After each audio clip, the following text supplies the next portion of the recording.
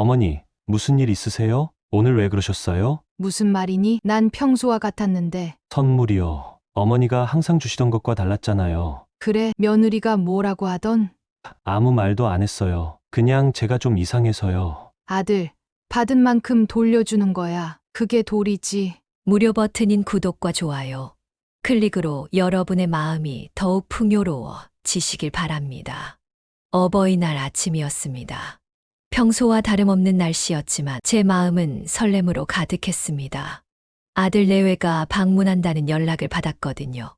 아침부터 분주히 아들 내외가 좋아하는 음식을 준비하고 집안 곳곳을 정리했습니다.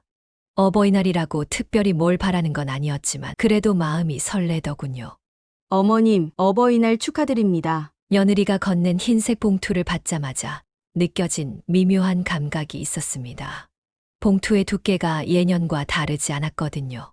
정성스럽게 카네이션을 가슴에 달아주며 건넨 그 봉투를 열어보니 10만 원이 들어 있었습니다. 물론 돈의 액수가 중요한 건 아닙니다만 제 마음 한구석이 쓸쓸해진 건 사실이었습니다. 고마워.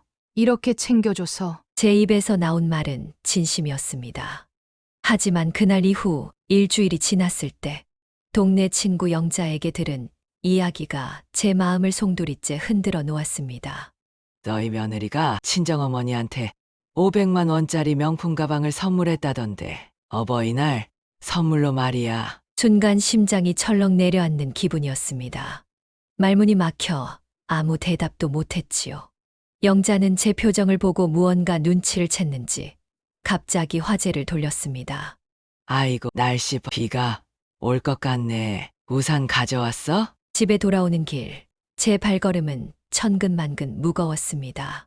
10만 원과 500만 원, 그 차이가 단순히 금액의 차이라면 이렇게 마음이 아프지는 않았을 겁니다. 하지만 그건 마음의 차이, 정성의 차이였으니까요. 현관문을 열고 들어가자마자 저도 모르게 눈물이 왈칵 쏟아졌습니다. 남편이 세상을 떠난 후 혼자 사는 집이라 다행히 아무도 보는 일은 없었지만 그래도 제 자신이 이렇게 무너지는 모습이 부끄러웠습니다. 나는 왜 이렇게 서러운 거지? 거실 소파에 털썩 주저앉아 흐르는 눈물을 닦았습니다. 며느리에게 전화해 따지고 싶은 마음도 들었지만 그러면 더 비참해질 것 같았습니다. 그저 가슴 속에 묻어두기로 했습니다. 마음은 요동쳤지만 겉으로는 아무 일 없는 척 웃어야 했습니다. 내 아들이 잘 살면 그걸로 됐지. 그렇게 저는 아들과 며느리에게 아무 말도 하지 않았습니다. 하지만 그날 이후 제 마음 속에는 작은 균열이 생겼습니다. 그 균열은 점점 더 깊어져 갔고 나중에는 제가 상상도 못했던 행동으로 이어지게 되었습니다. 어버이날 이후로 제 마음은 쉽게 진정되지 않았습니다. 평소처럼 행동하려 노력했지만 자꾸만 제 머릿속에서는 10만 원과 500만 원이라는 숫자가 맴돌았습니다. 한 주가 지나고 주말에 아들 가족이 방문한다고 했습니다. 저는 평소보다 더 정성을 들였습니다. 특히 며느리가 좋아한다고 했던 고등어 조림과 호박전을 정성껏 준비했습니다. 호박을 채 썰고 고등어는 비린내 없이 맛있게 조리했습니다. 어머님, 음식 준비하셨다고요? 죄송해요. 오늘은 급한 일이 생겨서 잠깐만 들렀다 가야 할 것 같아요. 며느리는 현관에서부터 손목시계를 흘끗거리며 말했습니다. 저는 실망을 감추고 웃으며 대답했습니다. 괜찮아. 그래도 잠깐이라도 앉아서 밥 한 술이라도 먹고 가렴. 정말 죄송해요. 다음에 꼭 제대로 먹으러 올게요. 며느리는 건성으로 감사합니다 한마디만 남기고 서둘러 떠났습니다. 뒤에 남은 아들은 미안한 표정으로 저를 바라보았지만 저는 괜찮다는 듯 손을 흔들었습니다. 어머니, 정말 죄송해요. 괜찮아. 바쁘면 어쩔 수 없지. 음식은 싸줄 테니 가져가서 먹어. 그들이 떠난 후 저는 식탁에 앉아 혼자 준비한 음식을 바라보았습니다. 문득 명절마다, 생일마다, 기념일마다 반복되는 장면이 떠올랐습니다. 며느리는 친정에 갈 때면 늘 고급 한우 세트, 명품 가방, 해외여행 상품권 등을 아낌없이 준비했습니다. 반면 저희 집에 올 때는 마트에서 산 듯한 간단한 과일 바구니나 저렴한 떡 한 상자가 전부였습니다. 말투도 달랐습니다. 친정에선 애교 가득한 목소리로 이야기하다가도 시댁에선 퉁명스러운 말투로 급히 용건만 마치곤 했습니다. 나는 왜 이렇게 투명한 존재가 되어버렸나? 자괴감이 밀려왔습니다. 이런 생각을 하는 제 자신이 너무 초라하게 느껴졌습니다. 그저 아들이 행복하게 사는 걸 바라는 평범한 어머니인데 왜 이렇게 다른 대접을 받아야 하는지 이해할 수 없었습니다. 나도 사람인데 왜 이렇게 다른 대접을 받아야 하지? 그렇게 하루하루 지날수록 제 마음속에는 서운함이 쌓여갔고 그 서운함은 점점 분노로 변해갔습니다. 하지만 여전히 저는 아무 말도 하지 않았습니다. 그저 묵묵히 견디며 웃는 얼굴로 아들 내외를 맞이할 뿐이었습니다. 추석을 앞둔 어느 날이었습니다. 아들에게서 전화가 왔습니다. 어머니, 이번 추석에는 장인어른 댁에 먼저 들렀다가 저녁에 어머니 댁에 갈게요. 이미 몇 년째 반복되는 패턴이었기에 저는 담담하게 받아들였습니다. 그래, 알았다. 너희 편한 대로 해. 전화를 끊고 나서야 문득 궁금해졌습니다. 사돈댁은 어떤 대접을 받을까? 평소 며느리의 행동으로 미루어 짐작은 했지만 그날 우연히 알게 된 사실은 제 예상을 훨씬 뛰어넘었습니다. 며느리 친구의 어머니인 박 여사가 저희 동네 마트에서 저를 발견하고 반갑게 인사를 건넸습니다. 아이고, 김 여사님. 잘 지내셨어요? 추석 준비하러 오셨나 봐요? 네, 그렇습니다. 박 여사님도요? 네. 저도 장 좀 보러 왔어요. 근데 김 여사님 며느리가 사돈댁 생신에 해외 호텔 예약했다는 소식 들으셨어요? 작년엔 명, 올해는 또 호텔 패키지라니. 순간 제 귀를 의심했습니다. 해외 호텔 예약이라니. 제 생일에는 문자 한 통으로 생신 축하드립니다라는 형식적인 인사만 받았는데 말입니다. 아, 그런가요? 전 잘 모르겠네요. 겨우 이런 대답밖에 할 수 없었습니다. 박 여사는 제 표정을 살피더니 뭔가 눈치를 챈 듯 했습니다. 아이고, 제가 괜한 말을 했나 봐요. 죄송해요. 집에 돌아오는 길, 마음이 무거웠습니다. 사돈댁에는 해외 호텔 예약의 명품백, 고급 코스 요리까지 챙기면서 저에게는 단 한 번도 외식 한 번 초대한 적이 없었습니다. 아들과 단둘이 있을 때조차도 말입니다. 동네 친구들 사이에서도 이미 소문이 파다했습니다. 저 집 며느리는 친정엔 뭐든 아낌없이 쓰고 시댁엔 늘 검소하고 단출하더라. 이런 이야기를 들을 때마다 가슴이 아팠습니다. 제가 바라는 건 화려한 선물도 비싼 음식도 아니었습니다. 그저 똑같은 마음, 똑같은 정성이었을 뿐인데 누구는 여왕처럼 누구는 들러리처럼 대접받는 현실이 너무나 서글펐습니다. 그날 밤 홀로 누운 침대에서 오랜만에 남편 생각이 간절했습니다. 남편이 살아있었다면 이런 서러움을 나눌 수라도 있었을 텐데 이제는 그마저도 어려워졌습니다. 여보, 나 정말 서러워. 베개를 꼭 안고 조용히 눈물을 흘렸습니다. 이렇게 서러워하는 제 모습이 한심하게 느껴졌지만 눈물은 자꾸만 흘러내렸습니다. 세월은 참 빠르게 흘러갔습니다. 어버이날의 그 사건 이후로 1년이 넘는 시간이 지났지만 제 마음속 상처는 아물지 않았습니다. 겉으로는 아무렇지 않은 척했지만 속은 타들어갔습니다. 어머니, 이번 주말에 시간 되세요? 아이들이 할머니 보고 싶대요. 며느리의 전화를 받을 때마다 예전처럼 반갑게 대하려 노력했습니다. 그래, 언제든 와도 좋아. 할머니가 맛있는 거 해줄게. 전화를 끊고 난 후 저는 냉장고를 열어 무엇을 준비할지 생각했습니다. 하지만 문득 지난번 준비했던 음식들이 거의 손도 대지 않은 채 냉장고에 들어갔던 기억이 떠올랐습니다. 며느리는 다이어트 중이라며 거의 먹지 않았고 아이들은 엄마가 집에서 더 맛있는 거 해준대요 라고 했었지요. 그날 밤 잠들기 전 침대에 누워 생각했습니다. 그래도 아들 잘 사는 게 낫지. 스스로를 달래보았지만 가슴 한구석이 계속 아팠습니다. 요즘은 잠들기 전마다 같은 질문을 던지게 되었습니다. 이게 정말 참을 일인가? 평생 남에게 피해 주지 않고 조용히 살아온 제가 이런 생각을 하게 될 줄은 몰랐습니다. 하지만 인내심에도 한계가 있는 법이겠지요. 제 마음속에서는 이미 무언가가 결정된 것 같았습니다. 어느 날 아침 우연히서 한 드라마를 보게 되었습니다. 시어머니와 며느리의 갈등을 그린 내용이었는데 그 시어머니는 당당하게 자신의 서운함을 이야기했습니다. 드라마 속 시어머니의 말이 제 가슴에 와닿았습니다. 존중은 주고받는 거예요. 한쪽만 참는 건 존중이 아니라 학대입니다. TV를 끄고 한참을 생각했습니다. 제가 지금까지 참아온 건 정말 이해와 사랑에서 비롯된 것일까요? 아니면 그저 두려움과 체념에서 비롯된 것일까요? 달력을 보니 곧 며느리의 생일이 다가오고 있었습니다. 그리고 그 뒤로 한 달 후에는 제 딸의 생일도 있었지요. 문득 머릿속에 어떤 생각이 스쳐 지나갔습니다. 처음에는 그런 생각을 한 제 자신이 부끄러웠지만 점점 그 생각은 구체화되었습니다. 받은 만큼만 주는 게 뭐가 잘못된 걸까? 그날 밤 잠들기 전 오랜만에 편안한 마음으로 눈을 감을 수 있었습니다. 마치 오랫동안 가슴에 묻어두었던 무거운 짐을 내려놓은 것 같은 기분이었으니까요. 아침에 일어나 커피를 마시며 창밖을 바라봤습니다. 어젯밤의 결심이 여전히 제 마음속에 단단하게 자리 잡고 있었습니다. 이제 더 이상 억울하게 참기만 할 수는 없었습니다.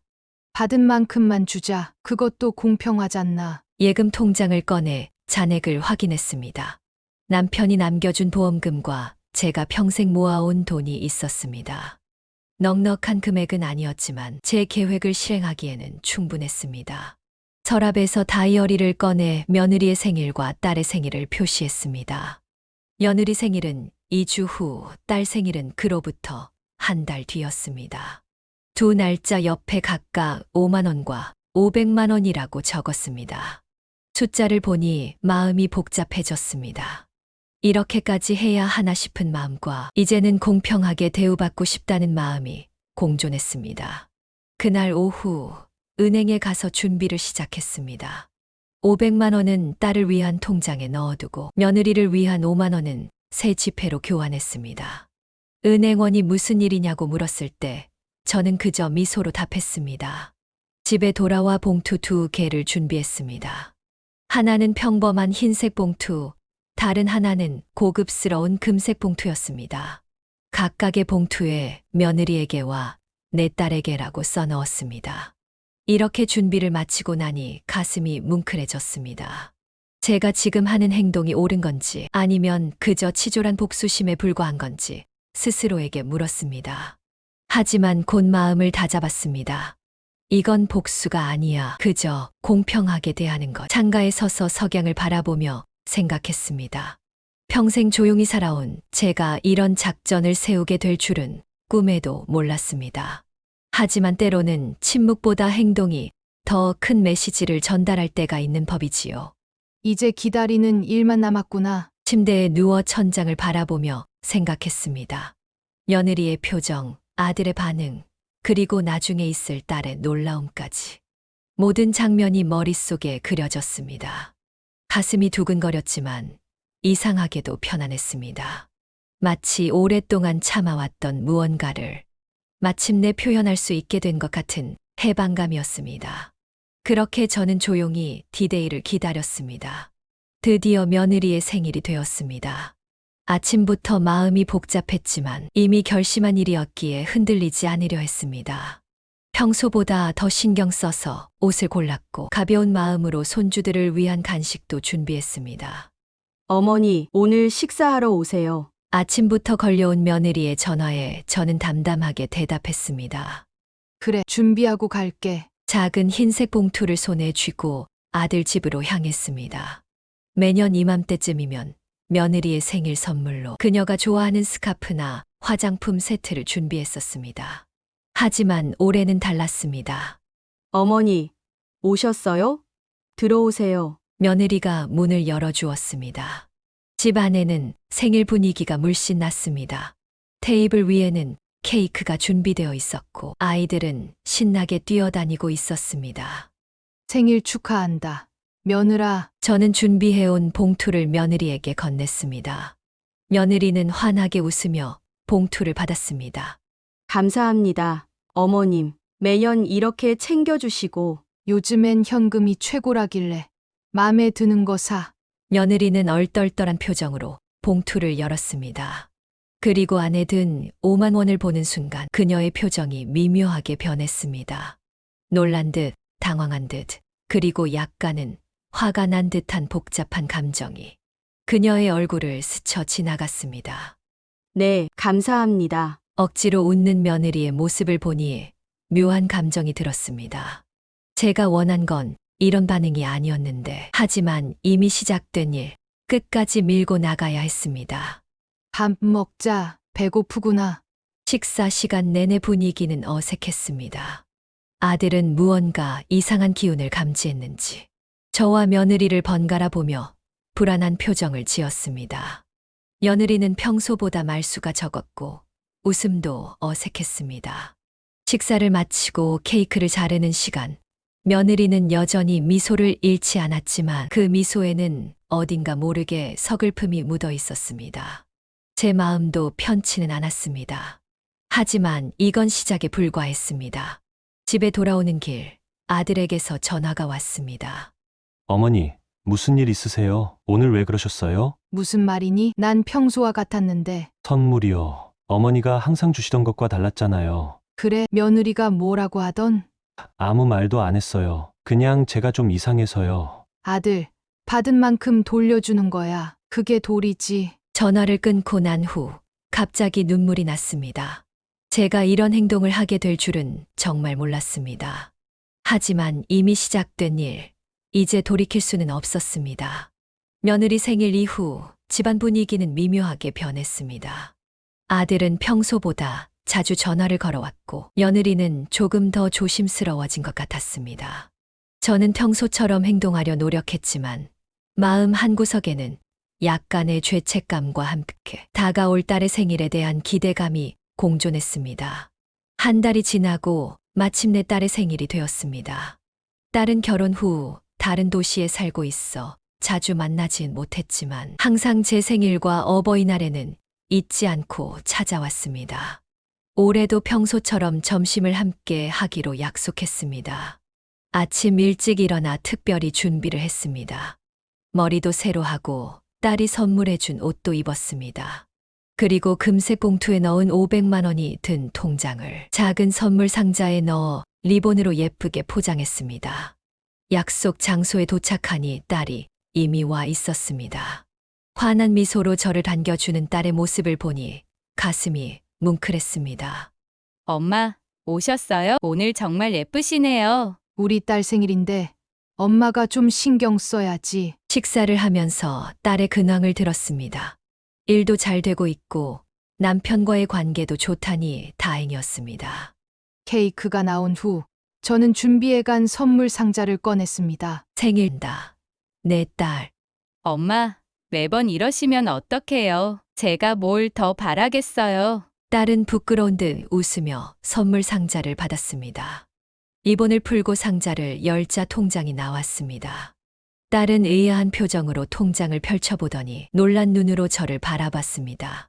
엄마, 이게 뭐예요? 500만 원이라니. 넌 늘 엄마한테 진심 어린 마음을 줬잖니. 난 그 마음이 고마워서 주는 거야. 딸은 눈물을 글썽이며 제 손을 잡았습니다.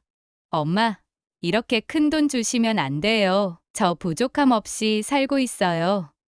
엄마 마음이야. 식사를 마치고 집으로 돌아가는 길에 아들에게서 전화가 왔습니다. 목소리가 평소와 달리 긴장된 것 같았습니다. 어머니, 지금 어디세요? 집에 가는 길이야. 오늘 너희 누나 생일이라 같이 식사했지. 누나한테 어떤 선물 주셨어요? 순간 가슴이 철렁했습니다. 아마도 딸이 너무 놀라서 아들에게 전화했나 봅니다. 그냥 평소처럼 선물 줬지. 아니에요. 그냥요. 전화를 끊고 집에 도착했을 때 현관 앞에 며느리가 서 있는 것을 보고 깜짝 놀랐습니다. 그녀의 표정은 복잡해 보였습니다. 어머님, 잠깐 이야기 좀 할 수 있을까요? 며느리는 이미 무언가를 알고 있는 듯 했습니다. 제 마음 속 계획이 드디어 빛을 발하는 순간이 온 것 같았습니다. 집 안으로 들어오는 며느리의 발걸음은 무거워 보였습니다. 거실 소파에 앉은 그녀는 한동안 말을 꺼내지 못했습니다. 저는 차분하게 차를 준비해 내왔습니다. 무슨 일이니? 어머님, 혹시 형님한테 500만 원을 선물하셨다는 게 사실이에요? 예상했던 질문이었지만 막상 들으니 가슴이 두근거렸습니다. 하지만 이미 결심한 일, 당당하게 대답했습니다. 그래, 맞아. 우리 딸 생일이라 특별히 챙겨줬지. 며느리의 얼굴이 순간 굳어졌습니다. 그녀의 눈에서는 당혹감과 서운함이 동시에 비쳤습니다. 어머님, 제 생일에는 5만 원을 주시고 형님한테는 500만 원을 주신 이유가 있으세요? 질문은 조심스러웠지만 그 안에 담긴 감정은 강렬했습니다. 저는 차를 한 모금 마시고 천천히 대답했습니다. 특별한 이유는 없어. 그냥 주고 싶은 만큼 줬을 뿐이야. 며느리는 입술을 깨물며 고개를 숙였습니다. 그때 현관문이 열리며 아들이 들어왔습니다. 아마도 며느리가 여기 있다는 걸 알고 서둘러 온 모양이었습니다. 어머니, 무슨 일이에요? 아들의 표정은 불안해 보였습니다. 며느리는 아무 말 없이 제 눈치만 살폈습니다. 별일 아니야.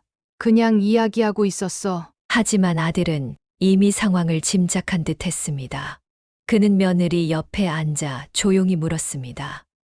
혹시 누나 생일 선물 때문에 그래? 며느리가 고개를 끄덕였습니다. 아들은 한숨을 쉬더니 저를 바라봤습니다. 어머니, 왜 그러셨어요? 누나한테 500만 원이라니. 그게 왜 내 딸인데 주고 싶은 만큼 주면 안 되니? 그건 아니지만 지난번에 이 사람한테는 5만 원만 주시고 말을 흐리는 아들을 보며 제가 물었습니다. 그래서 그게 문제니? 긴장된 침묵이 흐르는 가운데 결국 아들이 조용히 말했습니다. 그건 당신이 먼저 그랬으니까. 며느리가 놀란 표정으로 아들을 바라봤습니다. 아들은 망설이다가 말을 이었습니다. 어버이날에 어머니한테는 10만 원 드리고 장모님한테는 500만 원짜리 가방 선물한 거 어머니가 다 아시더라고. 며느리의 얼굴이 순간 하얗게 변했습니다. 그녀는 이제야 어버이날과 지금의 상황이 연결되어 있음을 깨달은 듯했습니다. 시어머니의 거울 복수가 본격적으로 먹히기 시작한 순간이었습니다. 그게 말을 더듬는 며느리를 보며 저는 마음 속으로는 승리감을 느꼈지만 얼굴은 담담하게 유지했습니다. 괜찮아. 누구나 중요하게 생각하는 사람이 있는 법이지. 나도 내 딸이 소중하니까. 그 말에 며느리의 눈에서 눈물이 흘러내렸습니다.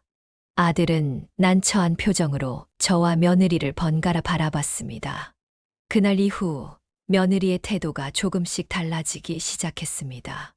처음에는 자존심이 상한 듯 연락도 뜸했고 아들만 가끔 전화를 해왔습니다. 하지만 약 2주가 지난 후 생각지도 못한 일이 벌어졌습니다. 토요일 오후 초인종이 울렸습니다. 문을 열어보니 며느리가 작은 선물 상자를 들고 서 있었습니다. 어머님, 안녕하세요. 갑자기 찾아와서 죄송해요. 저는 놀랐지만 미소로 반겼습니다. 아니야. 들어와. 아들은, 손주들은? 오늘은 저 혼자 왔어요. 어머님께 드릴 말씀이 있어서요. 거실에 앉은 며느리는 한동안 말을 꺼내지 못하다가 조심스럽게 입을 열었습니다. 어머님, 정말 죄송합니다. 제가 어버이날에 정말 잘못했어요. 친정엄마와 어머님을 차별해서 대한 것. 이제야 그 마음이 얼마나 서운하셨을지 조금이나마 이해가 돼요. 그녀의 눈에는 진심 어린 반성이 담겨 있었습니다. 제 마음도 뭉클해졌습니다. 괜찮아. 이제 알았으니 됐어. 이건 작은 선물이에요. 받아주세요. 며느리가 내민 상자를 열어보니 예쁜 스카프가 들어 있었습니다. 비싼 것 같진 않았지만 그녀의 마음이 담긴 것 같아 고마웠습니다. 고맙구나. 잘 쓸게. 그날 이후 며느리의 행동이 조금씩 달라졌습니다. 전화를 더 자주 하고 가끔은 주말에 손주들을 데리고 불쑥 방문하기도 했습니다. 명절 전에는 미리 전화했어. 제가 좋아하는 음식이나 필요한 것이 있는지 물어보곤 했습니다. 작은 선물, 따뜻한 말 한마디, 명절 전 전화 한 통. 큰 변화는 아니었지만 그녀의 마음이 조금씩 열리고 있다는 것을 느낄 수 있었습니다. 저는 그 모든 것을 알고 있었지만 굳이 말하지 않았습니다. 며느리가 스스로 깨달은 것이 중요했으니까요. 하지만 여전히 완전히 마음이 풀린 것은 아니었습니다. 오랜 시간 쌓인 상처는 쉽게 치유되지 않는 법이니까요. 어느 날 저녁 아들이 혼자 찾아왔습니다. 어머니, 요즘 애들 엄마가 많이 달라졌죠? 그런 것 같구나. 너희 집은 평화로워? 네, 그 사람이 어머니 얘기를 많이 해요. 자기가 잘못했다고. 아들의 말에 제 마음은 뿌듯했지만 겉으로는 담담하게 대답했습니다. 사람이 다 그렇지 뭐. 서로 이해하면서 사는 거야. 아들은 감사한 눈빛으로 저를 바라봤습니다. 아들의 눈에는 어머니의 지혜에 대한 존경심이 깃들어 있었습니다. 시간이 흐르면서 며느리와의 관계는 조금씩 나아졌지만 저는 여전히 경계를 늦추지 않았습니다. 진심 어린 변화인지 아니면 일시적인 미안함에서 비롯된 행동인지는 좀 더 지켜봐야 했으니까요. 1년이 흘렀습니다. 어버이날이 다시 찾아왔습니다. 작년의 그 사건 이후로 많은 것이 변했습니다. 며느리와의 관계는 예전보다 훨씬 나아졌고 서로에 대한 이해도 깊어졌습니다. 이번 어버이날에는 아들 내외와 손주들이 함께 찾아왔습니다. 며느리는 평소보다 더 정성스럽게 음식을 준비해왔고 손주들은 직접 그린 그림을 선물했습니다. 식사를 마친 후 며느리가 조심스럽게 봉투를 내밀었습니다. 어머님, 올해 어버이날 선물입니다. 많이 부족하지만 받아주세요. 봉투를 열어보니 작년과 같은 금액이 아닌 더 많은 금액이 들어 있었습니다. 하지만 제 마음에는 더 이상 숫자가 중요하지 않았습니다. 고맙구나. 하지만 나는 돈보다 너희들의 마음이 더 고마워. 며느리가 용기를 내어 말했습니다. 어머님, 작년에 어머님께서 하신 일, 처음에는 이해하지 못했어요. 하지만 지금은 알 것 같아요. 제가 얼마나 어머님 마음을 아프게 했는지. 저는 며느리의 손을 잡고 진심을 담아 말했습니다. 나는 돈보다 마음이 더 서러웠어. 며느리의 눈에 눈물이 고였습니다. 그녀는 고개를 끄덕이며 말했습니다. 정말 죄송했어요, 어머님. 그날 밤 아들 내외가 돌아간 후 저는 창가에 서서 밤하늘을 바라보았습니다. 1년 전에 제 결심이 옳았는지는 여전히 확신할 수 없었습니다. 어쩌면 더 성숙한 방법으로 문제를 해결할 수도 있었을 테니까요. 하지만 한 가지 확실한 것은 때로는 침묵보다 행동이 더 큰 변화를 가져온다는 사실이었습니다. 제 거울 복수는 단순한 안갚음이 아니라 서로의 마음을 이해하는 계기가 되었습니다. 다음 날 아침 며느리에게서 문자가 왔습니다. 어머님, 어제 해주신 말씀 계속 생각했어요. 앞으로는 진심으로 어머님을 존중하고 사랑하겠습니다. 그동안 많이 부족했던 며느리 용서해 주세요. 문자를 읽으며 미소 지었습니다. 모든 관계는 주고받음의 균형 위에 서 있는 법이지요. 평등은 금액의 크기가 아니라 마음의 크기에서 시작된다는 것을 이제 며느리도 알게 된 것 같았습니다. 창밖으로 봄 햇살이 따스하게 비치고 있었습니다. 마치 새로운 시작을 알리는 것처럼 말이지요. 서로의 마음을 이해하는 일은 쉽지 않지만 그 과정을 통해 우리는 모두 조금씩 성장하는 것 같습니다. 이제 시작이구나. 방 안에 혼자 남은 저는 작은 미소를 지었습니다. 앞으로의 시간이 기대되었습니다. 여러분의 가정에도 행복이 가득하시길 바라며 무료 버튼인 구독과 좋아요, 알림 설정하시면 더 좋은 사연 빠르게 만나보실 수 있으십니다.